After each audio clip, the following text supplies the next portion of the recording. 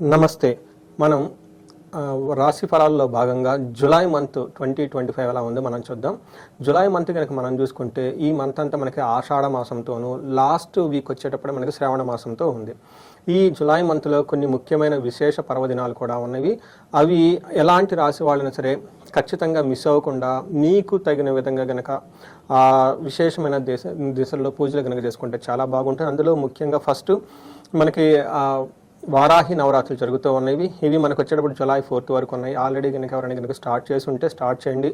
Miss అయ్యి ఉంటే at least last 3 days ఖచ్చితంగా చేసుకోండి. ఎవరెవరో చేసుకోవాలంటే ఎవరైతే భార్యాభర్తలు ప్రాబ్లం అయ్యి లవ్ మ్యారేజ్ చేసుకొని తర్వాత ప్రాబ్లం కనుక ఫేస్ చేస్తూ ఉంటే ఇలాంటి వాళ్ళు, లేదంటే కొంతమంది డైవర్స్ దాకా వెళ్ళిపోయి అక్కడ ఆగిపోయి ఉంటారు, అలాంటి వాళ్ళు వీటితో భాగంగా వీళ్ళు ఇంతే కాకుండా ఎవరైనా రియల్ ఎస్టేట్ రిలేటెడ్లో ప్రొఫెషన్లో ఉన్న వాళ్ళు కానివ్వండి, లేదంటే వ్యవసాయదారులకు పంట దిగుబడి సరిగా లేకపోయినా కానీ వీళ్ళంతా ఖచ్చితంగా వారాహి నవరాత్రులు చేసుకోండి. మీకున్న సమస్యల నుంచి బయటపడిపోతారు.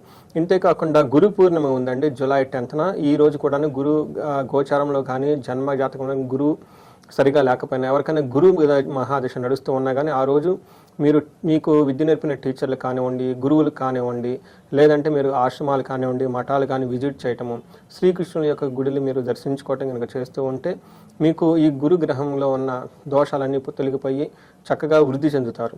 అంతేకాకుండా మీకు నాగపంచమి చాలా ఇంపార్టెంట్. ఈ రోజున నాగుల చవితికి గనక మీరు పుట్టలో గనక నాగుల పంచమి రోజున పుట్టలో పాలు పోసి భక్తి శ్రద్ధలతో ఆ విశేష దినాన్ని కనుక జరుపుకున్నా కానీ పెళ్లి కాని వాళ్ళకి పెళ్ళి అవ్వటము, పిల్లలు కలగని వాళ్ళకి పిల్లలు కలగటం, ఇలాంటివన్నీ చాలా మంచి మంచి విషయాలు మీకు జరిగే అవకాశం ఎక్కువగా ఉంటుంది మీ లైఫ్లో.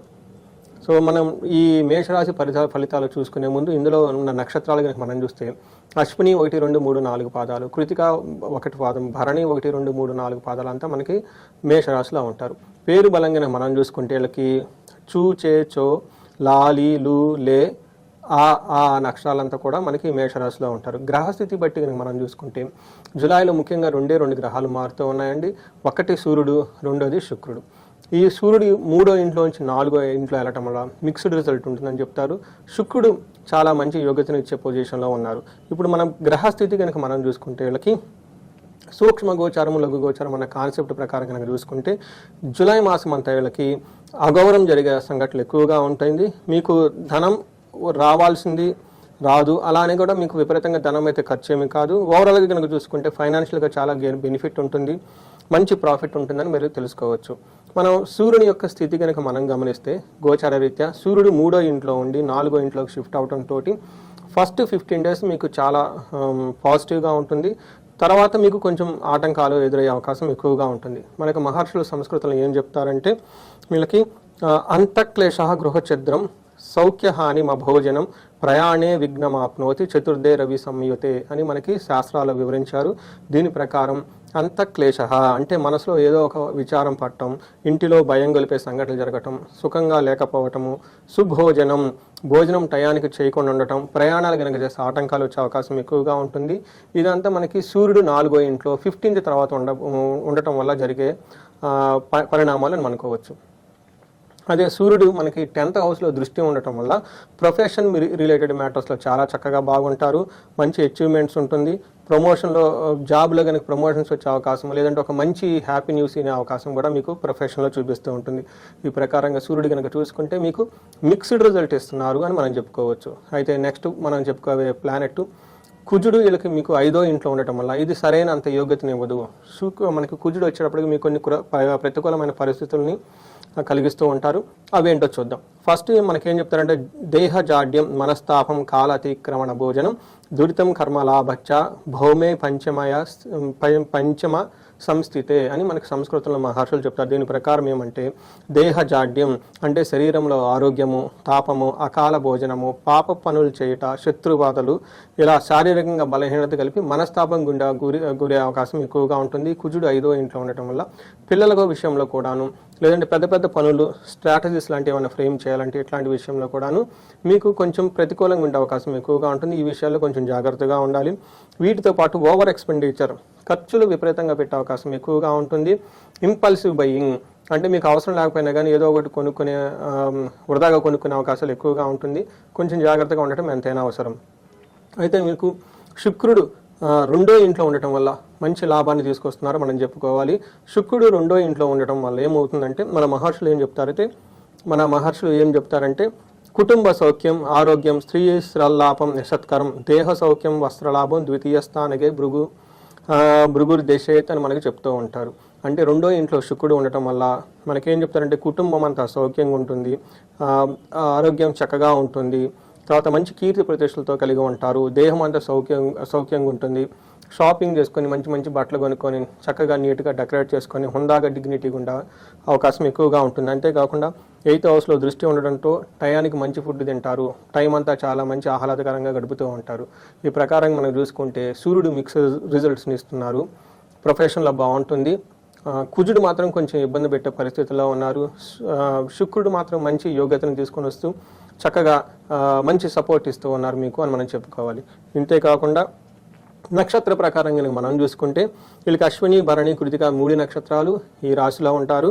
వీళ్ళకి అశ్విని నక్షత్రం కనుక చూసుకుంటే వీళ్ళకి పాజిటివ్ సైడ్లో జయప్రదంగా ఉంటారు, మంచి ధనలాభం చూపిస్తుంది. అంతేకాకుండా మంచి పార్టీలు, ఫంక్షన్లు అటెండ్ అయ్యి హ్యాపీగా టయానికి భోజనం చేస్తూ చక్కగా ఉంటారు.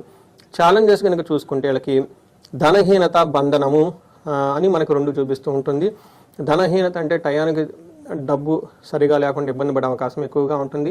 బంధనము, బంధించబడినట్లు ఉండే పరిస్థితి కూడాను వీళ్ళకి ఎక్కువగా ఉంటుంది. ఇక్కడ బంధనం అంటే కన్ఫ్యూజ్ అయిన ఒక స్థితిలో ఉంటారు, ముందుకు ఎలా వెళ్ళాలి, వెనక్కి ఎలా వెళ్ళాలి, ఎలాంటి డెసిషన్ తీసుకుంటే ఏమవుతుంది, ఇలాంటి మీకు ఒక సందిగ్ధత ఉండే పరిస్థితి అవసరం ఎక్కువగా కనిపిస్తుంది. ఈ సందిగ్ధత నుంచి మీరు బయటపడాలి అంటే మీకు బుధుడికి సంబంధించిన పరిహారాలు చేసుకుంటే చాలా చక్కగా ఉంటుంది.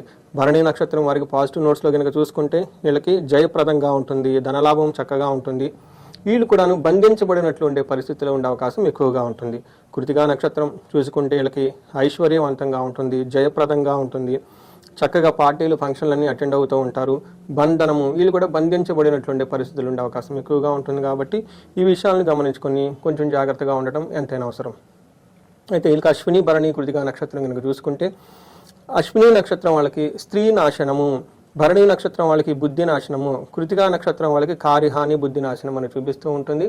ఇక్కడ స్త్రీ నాశనం అంటే వీళ్ళ సరౌండింగ్స్లో ఎవరైనా కనుక ఒక లేడీస్, అది ఇంట్లో కానీ బయట కానీ ఉండి వాళ్ళు కొంచెం ఇబ్బంది పడుతూ వాళ్ళు ఇబ్బందికి గురి అవడం ద్వారా మీరు కొంచెం ఇబ్బందులు పడిపోయే అవకాశం ఎక్కువగా ఉంటుంది. అదేవిధంగా భరణి నక్షత్రం వాళ్ళకి రాంగ్ డెసిషన్ తీసుకునే అవకాశం ఎక్కువగా ఉంటుంది. పర్టికులర్గా ట్రాన్సాక్షన్స్ ఏవైతే జరుగుతూ ఉంటుందో ఆన్లైన్ షాపింగ్ కానివ్వండి, మనీ ట్రాన్స్ఫర్ కానీ ఇలాంటి విషయాల్లో మనీ డీలింగ్స్ చేసేటప్పుడు రాంగ్ ట్రాన్సాక్షన్ చేసే అవకాశం ఎక్కువగా ఉంటుంది. ఇది గమనించుకొని కొంచెం నిదానంగా ట్రాన్సాక్షన్స్ 1-2 సార్లు వెరిఫై చేసి డాక్యుమెంట్ల మీద సైన్ చేయటం, ట్రాన్సాక్షన్ చేయటం కనుక చేస్తూ ఉంటే చాలా బాగుంటుంది. అంతేకాకుండా కృతికా నక్షత్రం వాళ్ళకి కార్యహాని, బుద్ధినాశనం 2 చూపిస్తూ ఉంటుంది. ఇక్కడ మీ రాంగ్ డెసిషన్ తీసుకోవడంతో ఒక పని ఆటంకానికి ఎదురయ్యి అది డిస్టర్బ్ అయ్యే అవకాశం ఎక్కువగా ఉంటుంది. సో ఈ ప్రకారంగా మనం నక్షత్రం ప్రకారం చూసుకున్నాం. ప్రతి నక్షత్రం వైజ్ ఇప్పటిదాకా మనం చర్చించుకోవడం జరిగింది. ఈ నక్షత్రం వాళ్ళకి ఎవరైతే కనుక ధనాన్ని గురించి ఇబ్బంది పడుతూ ఉన్నారో వీళ్ళు కుబేర పాశుపత అభిషేకం చేయించుకుంటే చాలా చక్కగా కలిసి వస్తుంది. ఎవరికైనా భార్యాభర్తల మధ్య గొడవలు కానివ్వండి, లేదంటే శత్రుత్వం కనుక ఎక్కువగా ఉంటే వీడు చండీ హోమం చేయించుకుంటే చాలా ఉంటుంది. ఇది కాకుండా ఇంకా వేరే ఇండివిజువల్గా జాతకాన్ని కనుక